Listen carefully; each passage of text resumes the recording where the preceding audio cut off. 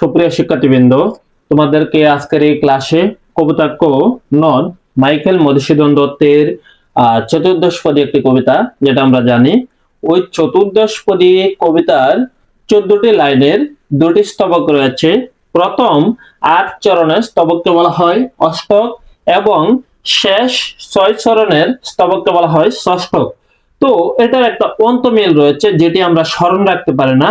ওটা স্মরণ রাখার জন্য মানে খুব সহজ একটি টেকনিক তোমাদেরকে শিখিয়ে দেব।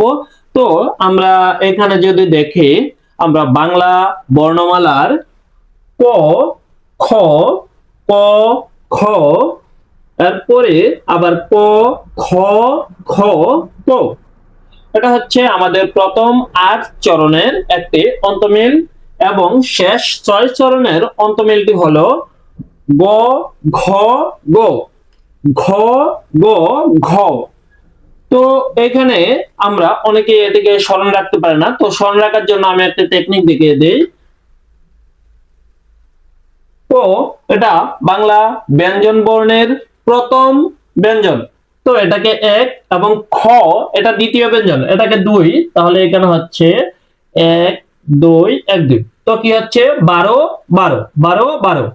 এখানে যদি আমরা দেখি তাহলে এখানে হচ্ছে 12 এবং এর পরবর্তীতে হচ্ছে 21। তাহলে স্মরণ রাখা খুব সহজ, 12 12 12 21।